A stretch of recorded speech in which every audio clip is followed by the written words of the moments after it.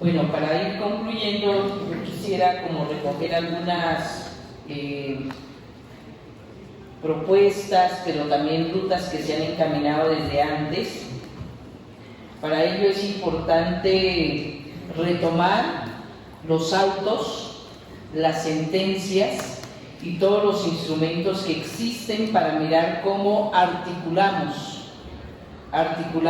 esfuerzos que nos permitan buscar salidas a este tema estructural.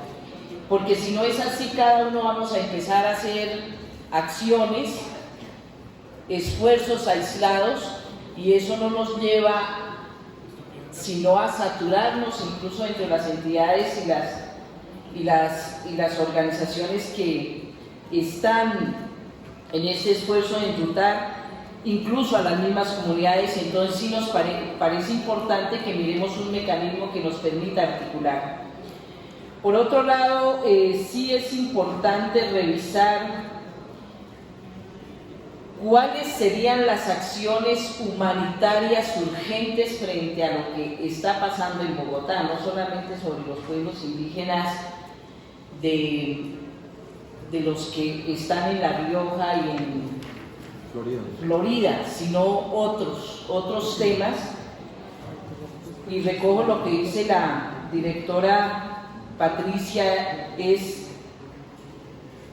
qué acciones concretas hacemos. Me parece importante revisar ese tema.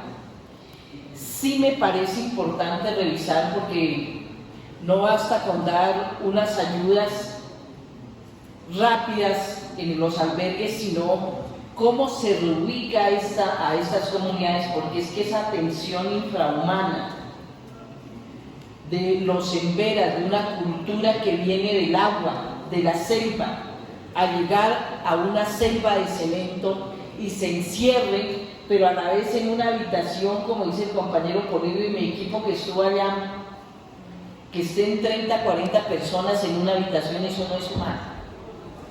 ¿Cuál va a ser la acción urgente para revisar? Porque el distrito nos dice hay un acuerdo mutuo sobre el mecanismo de convivencia.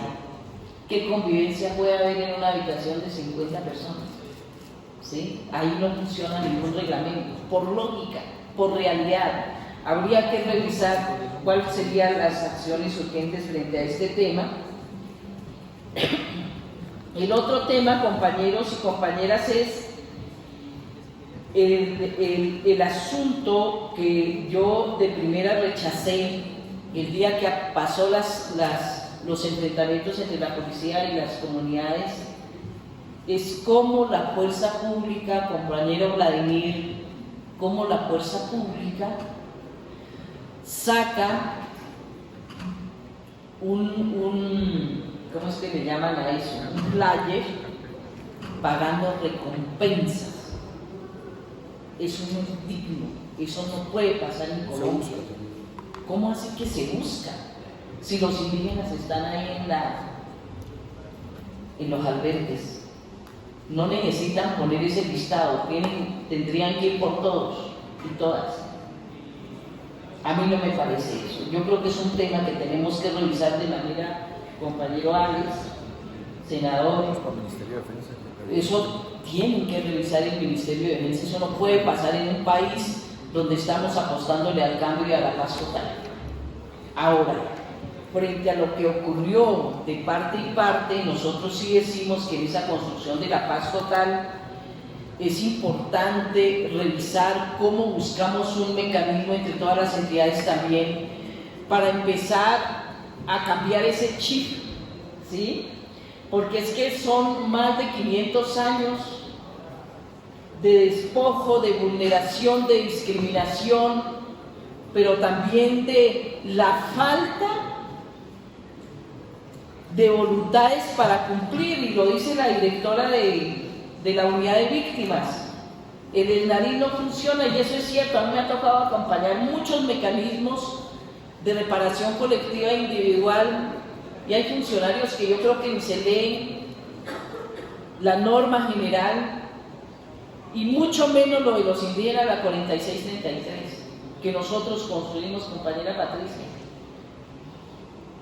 Lo construimos con toda la esperanza de que esto iba a cambiar, pero ese decreto incluso no se tiene en cuenta las regiones, porque simplemente dicen eso es una norma con fuerza de ley, pero no tiene presupuesto, pero tampoco lo leen ni les interesa.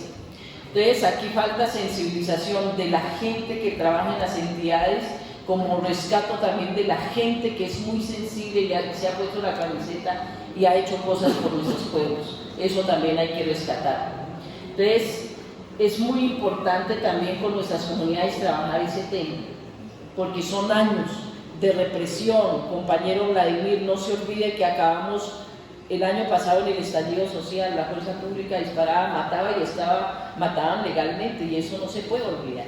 Entonces, claro, nosotros que hemos sido víctimas estamos ante esta situación, pero hoy que le estamos apostando ese cambio estructural, ¿cómo vamos a hacer para empezar a cambiar esas formas de tratamiento, pero también desde acá, cómo empezamos a cambiar esa forma también de interlocución entre las entidades y los pueblos indígenas, porque sí se hace necesario ese diálogo permanente frente a esta paz total que estamos apostando. Estoy de acuerdo, compañero y senador Alexander, que sería importante trabajar ese tema del presupuesto sobre la emergencia económica, a ver cómo se atiende de manera, porque es que la semana pasada se aprobó la ley de presupuesto y es muy significativo, muy importante, pero este tema de todas formas quedó rezagado como otros temas importantes del país. Me parece importante que lo trabajemos desde el Congreso de la República, ya que estamos aquí haciendo equipo, espero que no se vaya pronto, pero sí mirar cómo buscamos mecanismos que nos permitan hacer minga, porque aquí tenemos que hacer esfuerzos todos. Aquí no se trata solamente de decir quién es el culpable, sino cómo miramos formas que nos permitan avanzar. Y finalmente, sí me parece importante la resolución que salga de aquí para que lo llevemos a plenaria, porque este es un tema que no se puede quedar en una conversación, sino que nos pongamos la camiseta para trabajar y hacer posible caminos que nos permitan avanzar en el marco de los pueblos indígenas del país. Sumado a esto, uno, el tema de la guerra que persiste en los territorios, pero también no olvidemos que hoy estamos en una emergencia invernal. Y hoy nuestras comunidades en distintas regiones del país están sufriendo una situación muy grave.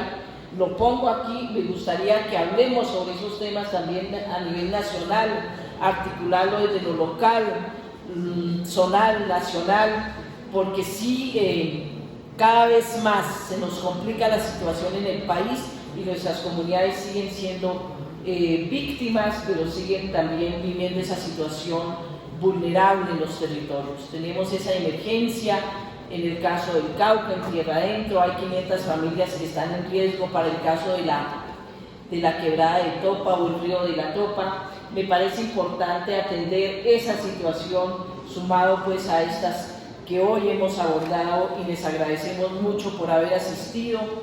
Yo sé que vamos a hacer esos esfuerzos importantes y aquí estaremos también como Congreso de la República, especialmente quienes venimos de este compromiso comunitario y social para acompañar estos esfuerzos colectivos y estructurales del país. Muchas gracias.